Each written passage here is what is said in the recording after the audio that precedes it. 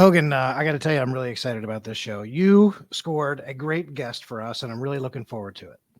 I did, and I'm very excited about it too because I have watched this guy's career since I was a kid. I love him on Saturday Night Live. If that's a little tip off. Oh, to now you sort of gave it away. No, I didn't. Not really. No, I know a lot of people could from be Saturday anybody, Night Live. Right? Could be anybody. But when I first got a call to do his radio show, I was like, "Wait, not the real person, right? Not now that's you're not the real you're one." Narrowing it down like, now. No, it is, and I was like, "Oh my gosh!" It blew my mind. Now I know the guy. Now I talk to him just about every week. Yeah. Great relationship, hilarious guy, loves the country, has great perspectives, and he knows what the people are thinking because of his show. And so I think it's a perfect time to have someone like this come on the podcast. I agree with you. I think this is fantastic. It's a really good get. It's a thrill for me, and we're going to get to him in a second. But first, I want to remind everybody about my new book, Swing Hard in Case You Hit It, which is out now. It's about my life in politics and a lot from the 2020 Trump campaign and where I worked with you. And it's also about my decades-long struggle to escape alcoholism and the way I came through it and recovered and got out of it. Swing Hard in Case You Hit It, available now on Amazon.com. And so that out of the way, without further ado, we're going to get right to our fantastic guest because this is the Line Drive Podcast.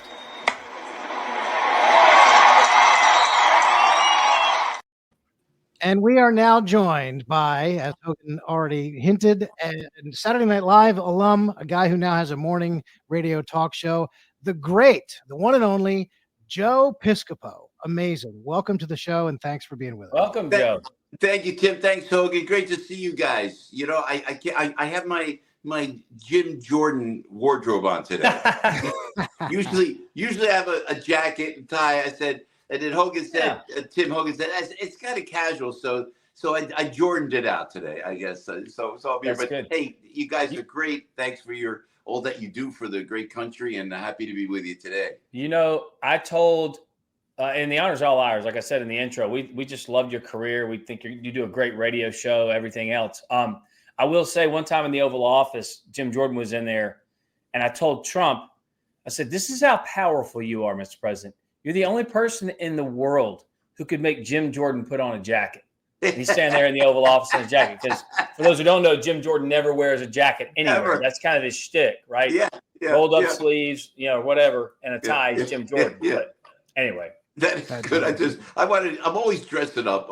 You know why, guys? People go, I told the story on the radio this morning. I was at the Walgreens or whatever I was doing. I had all my stuff, I'm a hard-working single dad doing the best I can. And I was dressed up. I had my Frank Sinatra hat on. I got a scarf on because I just did a meeting somewhere. And the gal said, thank you for dressing like that. She said that. She was younger, And I said, what? She goes, thank you. She goes, no one dresses like that anymore. And I go, it's my father, the greatest generation. Did they not get up every day? I remember as a child, remember his cufflinks. I wear cufflinks. Remember cufflinks, Oh, yeah. So it's all about my dad and the greatest generation. Remember men used to wear a coat and tie to a ball game.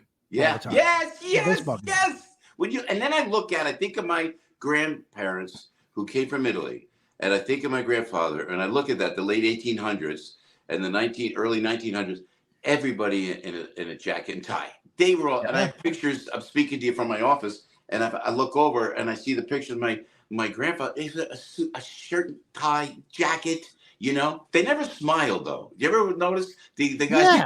Because it was, how hard it was to get into the country? They didn't have debit cards. They didn't have full access to everything. They didn't have free medical care. So it was hard to smile back maybe then. They weren't smiling because they had to wear a suit all the time. That was part of the reason.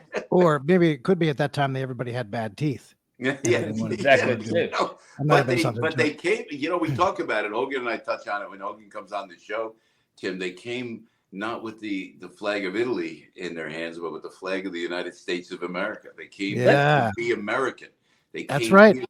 They didn't say, okay, we're going to bring Mussolini now to America. They said, no, this is the country. And to the point where their son, my father, went into the Second World War in the United States Army Air Corps.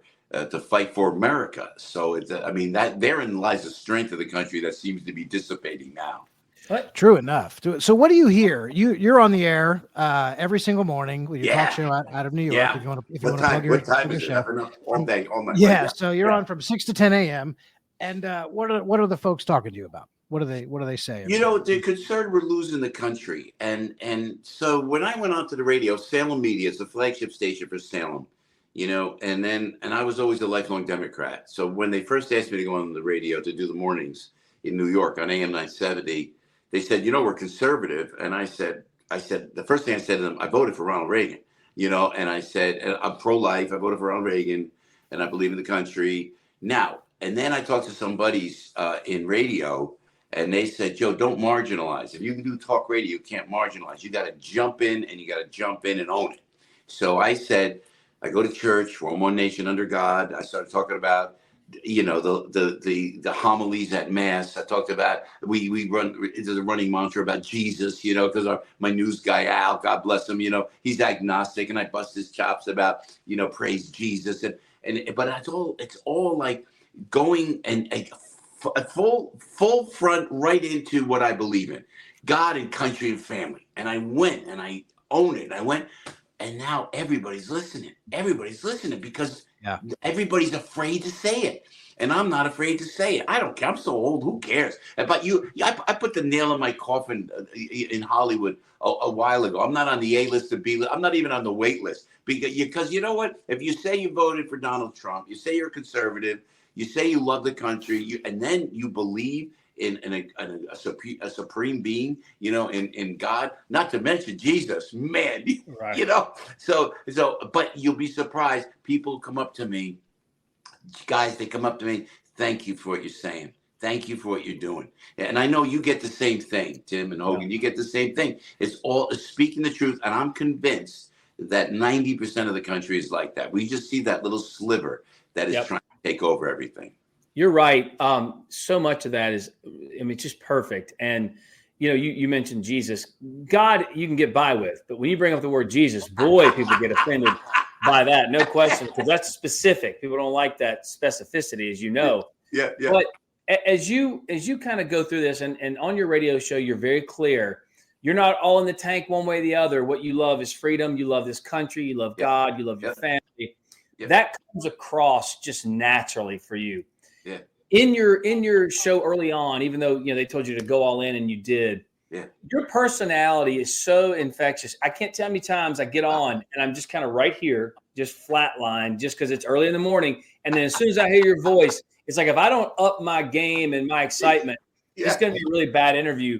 And so it's infectious. Do you find that's kind of been part of maybe your success? Is the way you kind of view things in such a positive, even when stuff's wrong, even when things are bad happening, you have this positive aura about you, for lack of a better word. Do you think that helps in some way? Yeah, it's a great observation, and I'm flattered that you noticed, because it's a concerted effort. When the mic is on, I get my headphones, and we're live as live can be. Right. You know, 4-hour radio show. It's like a runaway train that you got to jump on and go with us. And Hogan, you are great.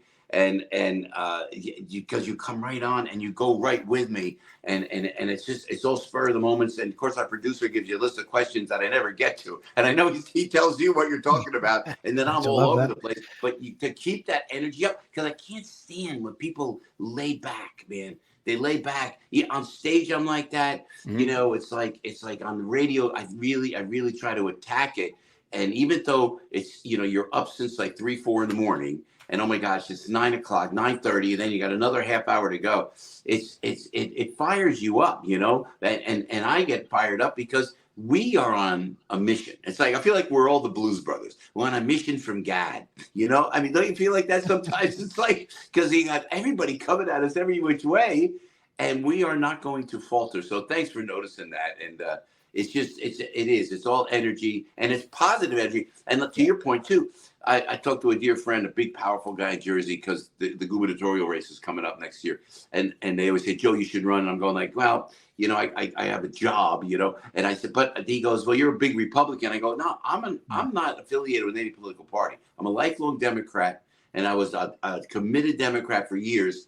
And then I just, the party, like they always say, left me. I remember when the Democrats cared about blue collar workers. I remember the Democrats, Yeah. the JFK style, cared about the inner cities. How did they abandon the inner cities? So I talk about this all on the radio, and everybody's going, "Yeah, man, I appreciate it." So it's not Democrat. We had Congressman Gottheimer on today. We had a good time. My conservative friends go, "Joe, you can't put him on. He's Democrat." You know what? We got to listen to everybody. You got to be objective about it. And you're right. You have to take the high road. I'm convinced humility will win the election in November. Humility will win the day, I think, Hogan. That's where that's all coming from. Yeah. So some of the people who you're talking to every morning, you must be talking a lot, I would imagine, in the past 2 weeks or so about these campus protests with the pro-Hamas. In my view, and Hogan's view as well, we've talked about this quite a bit. If you're supporting Hamas, you're supporting terrorists. Pro-terrorists, yes. Anti-American, pro-terrorist. Here's a picture that I saw on Twitter. And if you're watching on the Rumble, we'll get to that one later. If you're watching on the Rumble broadcast, you did it on purpose. I know you did it on purpose. So if you're listening to just the audio, you're not going to see this picture, but it's taken in a building at Columbia University, and there's 3 protesters there wearing masks, and some of them got hoodies on and a baseball cap, and they got the Palestinian outfits there, and then they're talking to what appears to be a middle-aged guy, and he was identified in the photograph as a janitor for Columbia University, works at Columbia, wearing a Yankees hat there. So this picture, I think, encapsulates exactly what it is that Joe Biden and the Democrats are dealing with here. These are 2 core Democrat constituencies in this picture. You got a bunch of the protesters, undergrads or grad students, whoever they are, and they're clashing with somebody, a working man, a blue collar worker, a guy who's a janitor at Columbia University, another person that the Democrats love to think that they can count on as voting for them no matter what. These are 2 groups of people who are now at odds. And Joe Biden and the Democrats appear to have sided with the grad students and the undergrads and the protesters over the working person. That's my assessment. What's going on in your mind here? It's inexcusable.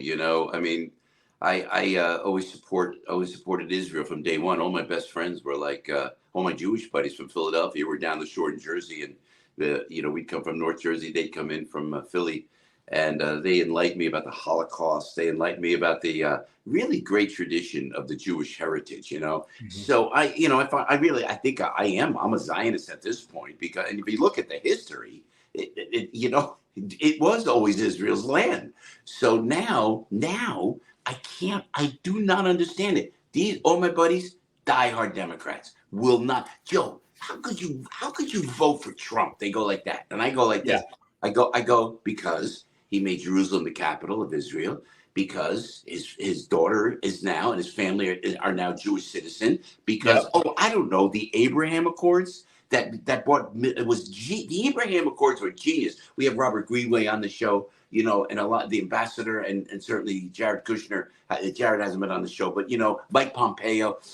This was genius. So how did we, as those of us who believe in America, and most Republicans, now support Israel to the point where they understand October 7th was another Holocaust? Where did we lose? Where did we lose the Democratic Party? That's what I see when I see that picture. Where's the guy that stands up? I'm watching Donald Trump last night. I don't know when this will air, but he's in Wisconsin, he's in Michigan, and he talks about you got to shut this down. You can't let this is an attack on Israel. This is an attack. It's hate speech. There's no excuse for it. And when you look at what Hamas did, and in the early morning, guys, I hesitate to talk about. I mean, disemboweling pregnant women, decapitating, I'm killing babies, putting babies in the ovens. This is the Third Reich. This is Joseph Mengele. This is Goebbels and Hitler. This is who the Democrats are backing, and I am shocked. I am absolutely shocked when I see that, and it really hurts me as an American that my old party, the Democrats, who cared about those less fortunate, who cared about the inner city, who cared about people of color, who cared about Israel, they've left the building, and they're nowhere to be found. You're absolutely right. I think because so much of the left now, with the Hamas caucus, with Ilhan Omar, Rashida Tlaib, and AOC, et cetera, they're taking the party that direction. And Joe Biden has never been one to, as Mike Huckabee would put it, he's not a thermostat. He's a thermometer. He doesn't change the temperature in the room. He just tells you what the temperature is. Yeah. Okay, he's a thermometer, and so he's That's kind of pretty right good. in the middle. Yeah, he always say that. That's And a good one. he's a guy who is in the middle of wherever the party is, and he'll take that line and hold it. So he's kind of stuck because that's where the party is. So he wants to be in the middle of all that. I will shift gears because I want to get to SNL, but before we do that, when you're on your radio show, we know the issues that matter: the economy, the border. Obviously, these campus fights are going on right now. Yeah. What are you seeing is kind of the biggest issue that most people are concerned about, just kind of on an everyday basis? Losing America. And I'll tell you why. And I came up with this. And if you hear from somebody else, look, I'm an entertainer. That's what I do. I'm an entertainer. I'm a blue collar entertainer, but I'm telling you what I see and what I talk about is how young America is. We're not even 300 years old. Yeah. So when I if I'm in Italy and I'm visiting the family, or we were in Sicily last fall, and then I say on the radio, and you get your tour guide, and they go, oh yeah, well the Nords were here for a while. I go, the Nords? Oh, the Vikings came over. Who came over? And they go, oh, the Nords. Yes, they took over Sicily. How long was that? Did they take over? Oh, 300, 400 years, something like that. And the Ottoman Empire. You could talk about Athens. I heard Mark Levin talking about it recently. Yeah. But that's what I've been talking about. The folks are kind enough to listen to the show. They understand it can slip away. And that's why this election, they always say, is the election of a lifetime. It is the election. You've got people infiltrated now. Where did all these protesters on the college campus come from? Right. They didn't just show up. They're not stupid. No, more than There's a concerted effort. The border is, and for me, and you know what? I'm not inflammatory. I'm not saying things so people, I don't want clickbait. I'm too old. The great thing about old, you guys are younger. You don't care anymore when you're older, you don't care. You just want to speak the truth, And the border is an invasion. We know this because we have Chad Wolf and Tom Holman and Mark Morgan. The regular guys that come on the show. And now you'll wake up before you know it.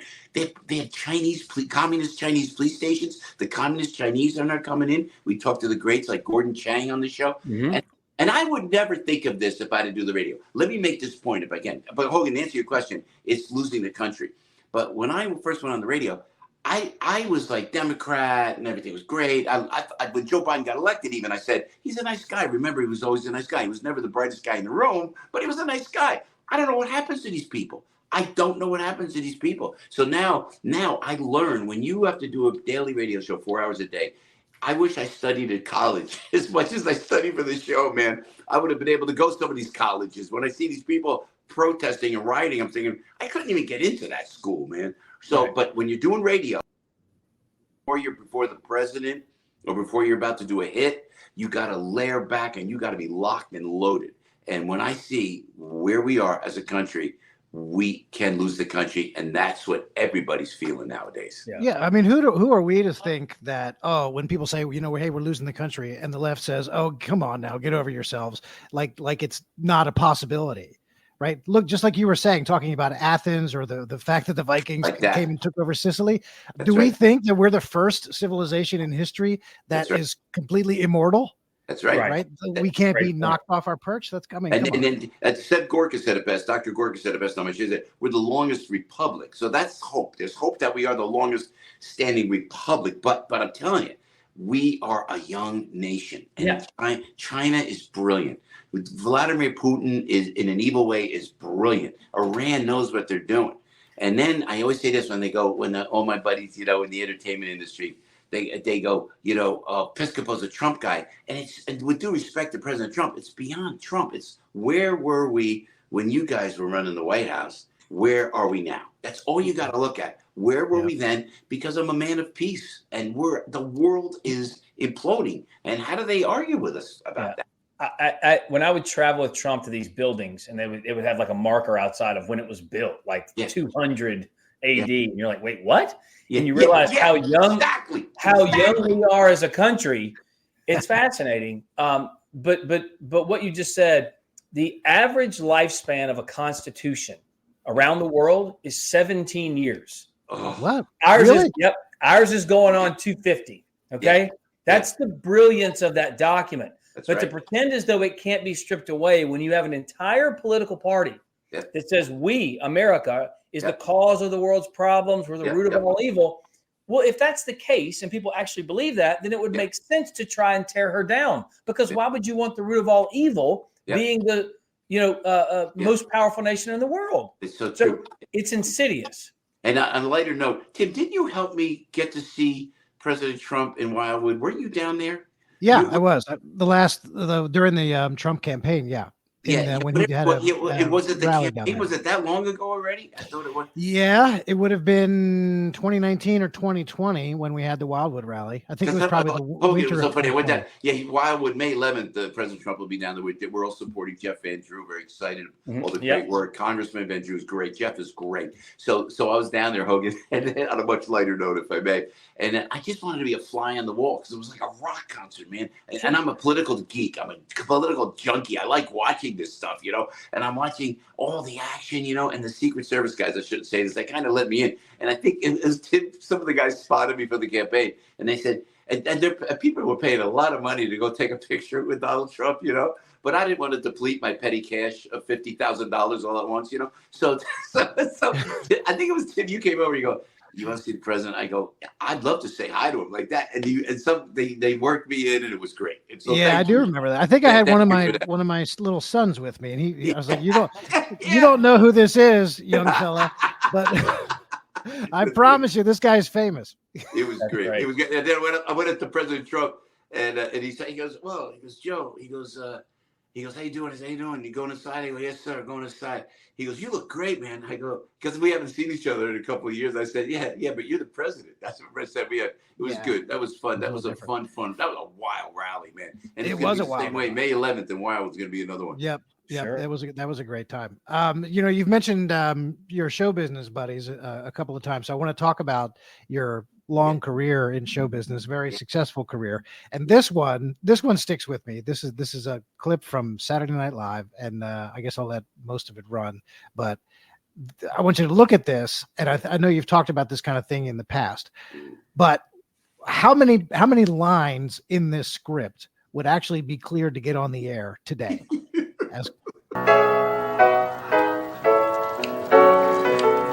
You are black, I am white, life's an Eskimo pie. Let's take a bite.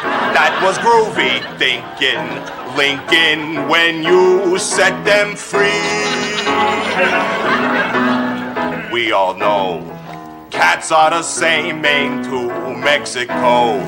Good, bad guys and chicks. I am dark and you are light. You are blind as a bat and I have sight. Side by side you are my amigo. Negro, let's not fight. Ebony and ivory, just living in perfect harmony. We're talking salt and pepper, Sammy and Dean, Stevie and me are Peachy Keen. You are white, you are black, and who cares? Who cares, baby?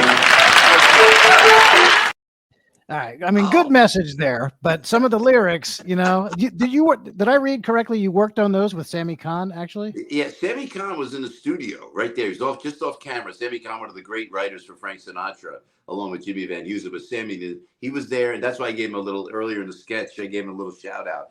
But I tell you, I'm so honored to always work with the brilliance of Eddie Murphy. I knew him. He was 19 when we went on the show, and he had to be. Wow. If he was 21 then. And you know what though? We didn't think about it. We didn't think about race. Like I just as an aside, I had my buddy Dr. Darren Porcher on, who's great, on the show this morning. And he's busting my chops like, hey Joe, about the riots, about the Columbia riots. Why don't you call a couple of your Italian guys, Joe? He goes like that on the air. Now, am I going to get offended by that? It was funny. It was like funny. And then we had a meeting, a Hearts meeting with Hollywood, a Zoom meeting just the day before yesterday. And then we kind of, we're very adamant about what we wanted in this particular script that we're developing. And then the guy goes, am I going to wake up in the morning with a horse's head in my bed? Those could be deemed as racist. That's a slur. for the That's a Italian slur. American. Yeah, you know what? But who cares? And Eddie and I would go back and forth, and you can't say it like that. And the best thing about that sketch was at the end was you are white, you are a black, I am white, and who cares? Who cares? And that's exactly the way it was. I don't know how we got to where we got to, but a big shout out, if I may. Eddie Murphy was 19 when I met him.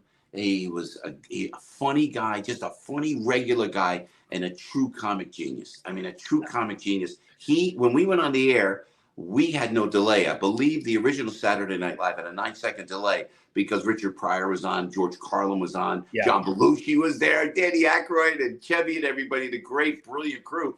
I don't believe we had a delay. So I remember, and Eddie, when that camera was on, and I always tell folks, if I may, guys, my comfort level when you're a performer is on stage. That's your comfort. You prepare, you work, you stress, you worry, is it going to work? But when you're in the arena, there's your comfort level. And no better person to have next to you in the arena than Eddie Murphy. Because he could care less what he was saying, what it was. And I fed off that reckless abandon. I was like an older brother. So it was out of love. It was all out of love. And I think the audience picked that up immediately. So you and I actually talked about this sketch on your show one time, and you used that line at the end. Who cares, right? Yeah. And I knew I'm a lyric guy, and because I'm kind of a comic nerd, and I know a lot of people actually work in Saturday Night Live. It's kind of odd that I do. Weird ways I've met them. But I love the delivery. I love, of course, the impression is good. The lyrics of the song, funny. And I heard there's so many ways I want to go with this, but I'm gonna go this way. I heard a clip from Seinfeld, who has a new movie coming out tomorrow on Netflix called Unfrosted, which is about the creation of the Pop-Tart, one of his bits that he turned into a movie. All-star cast. But he was pointing out how the far left has really kind of destroyed comedy, and they won't play, colleges anymore because everything you say offends somebody, and then you're dragged across Twitter or social media some way, etc.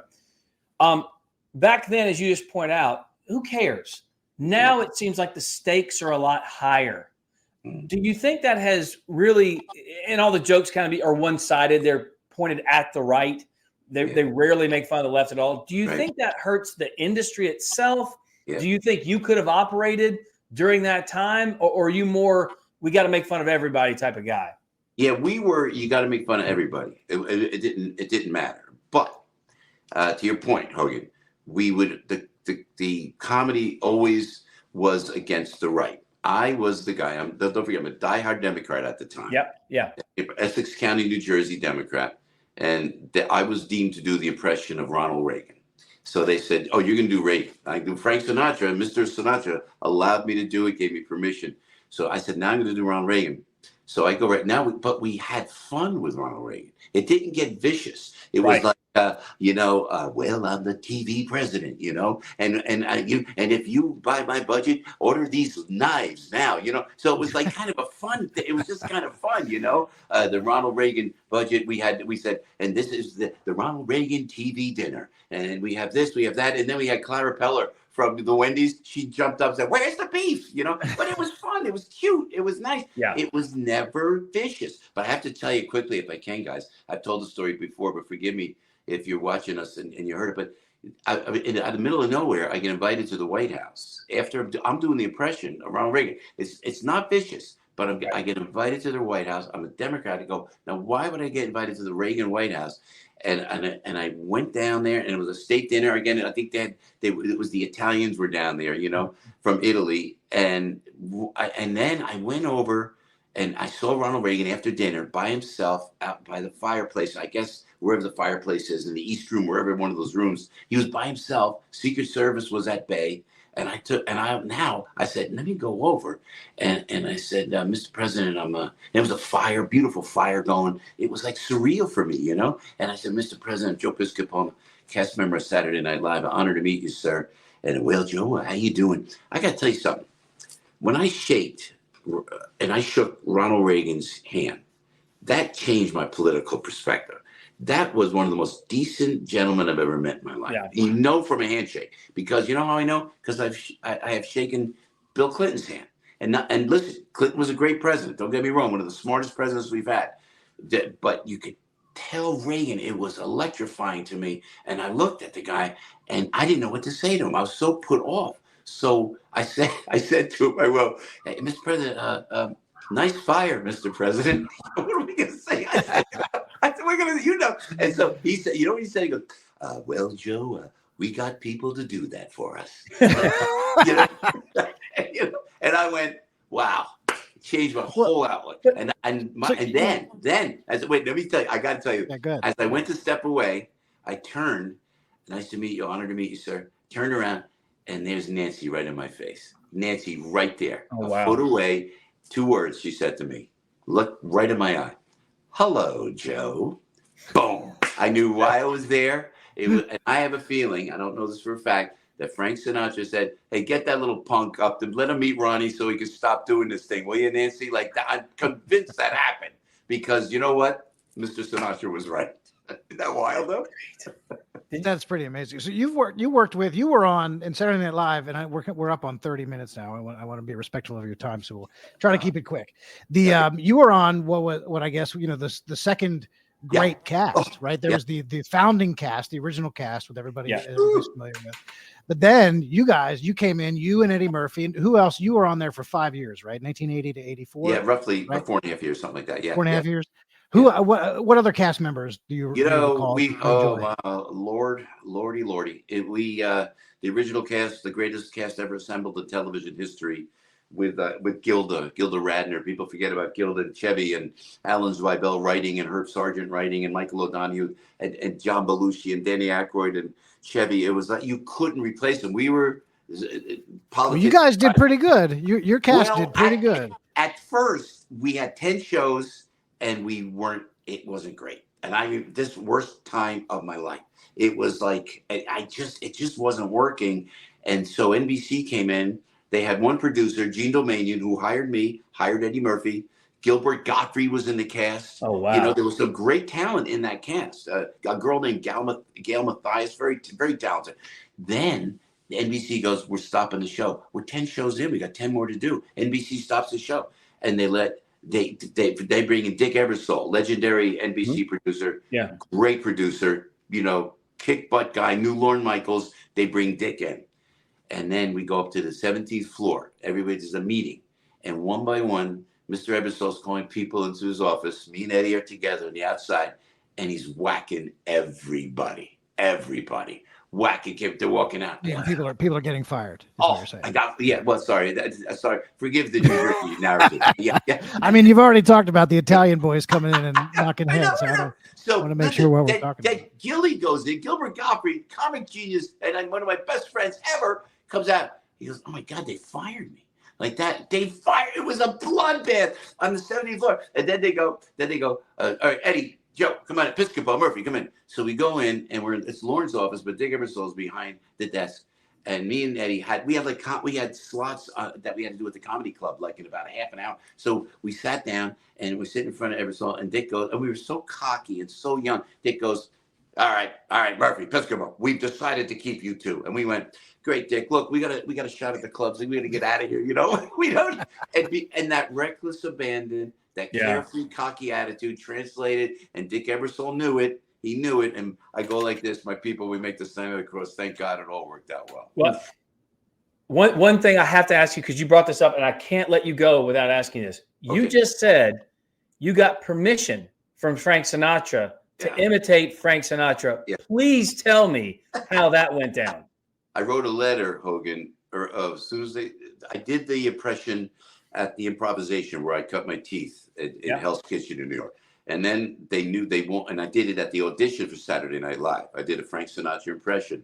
And then they said, you got to do the character on the show. And I wouldn't do it because I didn't want to offend Frank Sinatra. It had nothing to do about fear. It was about my father. They were a year apart from the greatest generation. They were North Jersey Italian Americans, proud Italian Americans. And I didn't want to offend my dad or Mr. Sinatra. And they kept pressing, Joe, you got to do it. We need it. We need that Sinatra character. I go, all right. So I write a letter to Frank Sinatra. Mr. Sinatra, I'm a kid from just everything I just told you, Italian American from New Jersey. My father told me you're the greatest entertainer of all time. If I do anything that offends you, sir, I will cease and desist immediately. And I sent it to his lawyer, Mickey Rudin at the time. And I did sketch, nothing. I did sketch again, nothing. A third time, I didn't hear anything. So I was thinking I'm okay. Then I got an invitation to the Friars Club. They were roasting Dean Martin, the master of ceremonies, Frank Sinatra. And I knew then he was okay. And I'll let you guys go. But while I was there, and this is the way it happened, I had Dean Martin to my right. I was just a kid. Oh, my goodness. If I was 27 years old, I got Frank Sinatra to my left. And he's got a cigarette. He's got a Jack Daniels in his hand. And I say, Mr. S, when they called me up at the dais, it's a Friars roast, man. And I'm in awe. And I said, Mr. Sinatra, I love the way you say the word you like that. I go, you. And I sing to him. I sing to Frank Sinatra. I don't stand a ghost of a chance with you. I lay into it like that, And he's looking up at me and he goes, that's pretty good. That's pretty good. I looked down and said, hey, can I call you Frank? And he went, no. Like it was a love affair ever since. He's the vice chairman of the board. Thank God. We miss him every day, like I miss my father, man. Amazing. That's the best. What a great story. All right, we're almost at the end here, and I did want to pull one of these up. I accidentally showed it. There's two of these. I showed it earlier. Here it is. There's the man. This is 1988, the cover of Muscle and Fitness magazine. Yeah. And how much is there any touch-up work going on here? No, great question, Tim. Never. It's Joe Weider, and I got tips from Arnold Schwarzenegger. I got tips from, I'm very honored, tips from Sly Stallone. And I'm not big naturally. And you can see, anybody who knows bodybuilding knows that's not steroids. They've said that the running joke was Piscopo's doing steroids, and I never did because I'm very anti-drug, and I never would touch the steroids. But I said to Arnold, Arnold, I look at you. You're gigantic. I got to see him at his gym, World Gym, with Joe Gold and Venice. And he told me, overhead light. I swear to God, overhead light. I go, what does he mean? So good. You gotta tan up. You gotta keep tan, and you make the light as harsh as you can, and it will create shadows. And I went, Arnold, I got no legs. He goes, light from the side. And then I got to give Sly credit too, man. Sly is ripped. And I said to Stallone, I looked at Sly. I had the honor of meeting these people, being in Hollywood, and I was. He's a hero to me. Stallone is so great. And I said, Sly, look at you, man. You are shred, brother. I said, what do you do? What are you eating? And he goes like this. He goes, fish and rice. Ever since then, and from then, I knew you got it light carbohydrates, light protein, and it was the trick. And that's what it was. No drugs, but it was all natural. And that's a great impression too. I never lived it down. The Sly was a good impression too, Joe. That's good. Hogan, you talk about getting up early to do your radio show every day, Joe. Hogan's up that early to go to the gym. He could almost get on one of those covers. Hogan, like that, huh? Do what? You're banging it out every morning like that. 4:30, 4:50. Yeah. If I don't do it in the morning, I won't do it. You know what I mean? Yeah. You know what? Between you and I, men, guys to guys, it's the guy show. I feel like we're doing barstool sports here, but it's like, honestly, if I can do aerobics, like after we chat, I'll do a swim or I'll do a bike ride. If I hit the weights now at my age, and I hit it at the end of the day, because otherwise I can't. You know what? But when I was younger.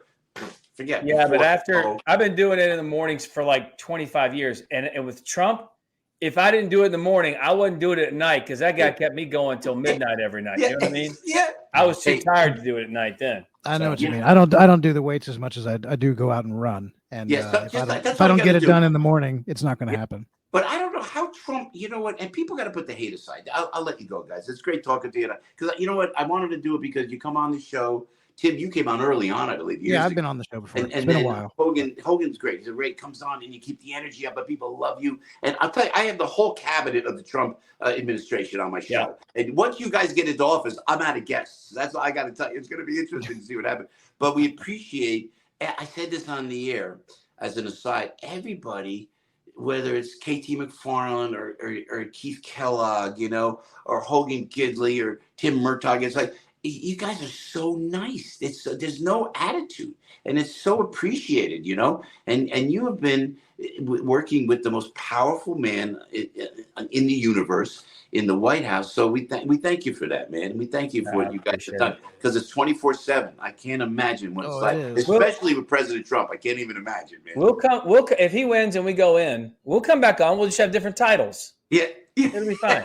That would be cool. That would be cool. Okay. Well, thank you so much for your time. The great one and Joe. only Joe Piscopo. Listen to him every weekday morning from 6 to 10 a.m. on the Answer 970 out of New York, and get all of your straight information and clinging on to, because we do love America. We don't want America to perish. Right. Hold tight. With respect, guys. Thank you. Thank you so much. Thank you, God Joe. bless. Joe God Piscopo. bless. Thanks, Joe. For Hogan Gidley, I'm Tim Murtaugh. This has been the Line Drive Podcast.